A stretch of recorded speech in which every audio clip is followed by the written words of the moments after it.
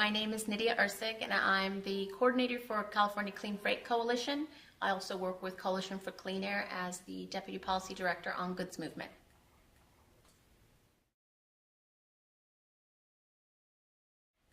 What's motivated me is I'm a Los Angelina, raised here in Los Angeles, immigrated from El Salvador, but we moved into a very poor neighborhood called Boyle Heights that I probably can't afford to live in now. We were in an area that was heavily industrial. I grew up feeling the effects of freight. I now have asthma, and it's definitely pollution-induced asthma. It mainly affects me when I'm in areas that are high concentration of particulate matter. So when I go down to the ports and I spend a lot of days working down there, I usually have to take my inhaler.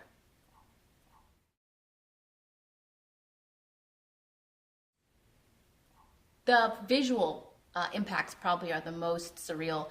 When you're first flying into Los Angeles, it's this nasty little cloud of dirt, and that heat concentration and the island effect actually causes that really gorgeous sunset with all the different colors that you see. It's striking when you can't see the mountains on a lot of days. On a daily basis, I think we feel the congestion of having to share the road with giant diesel trucks.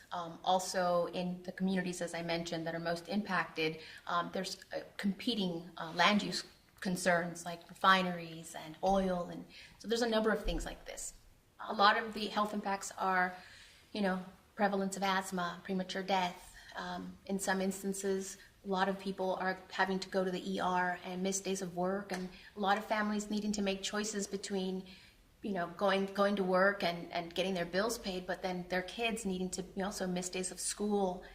So I think there's more than just financial burden. I think there's an actual public health burden here that is a part of it.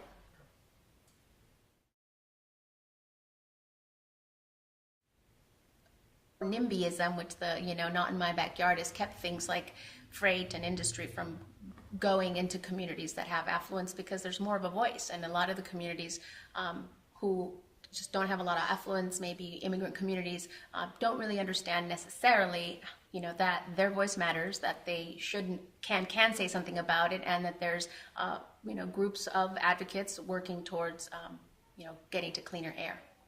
Air quality is a public health crisis, and specifically not just social impacts, but air quality impacts to communities that are most disproportionately impacted. Because they don't have a lot of money, they lose money by missing days of work. They're impacted every day by having to compete with buses and freight and large trucks just traveling down their streets.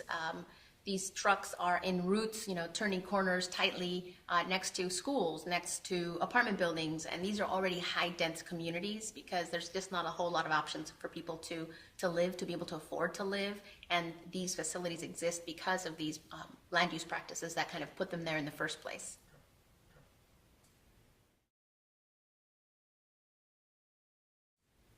The technology that we can introduce currently is battery electric drayage trucks, forklifts, cargo equipment. All this has actually already been proven. There are terminals now that are the model, because there's demos and pilots that are collecting data and showing the work is being done efficiently, effectively, and it's actually not costing anything more than a changes to the way that they plan for how much they need in the future.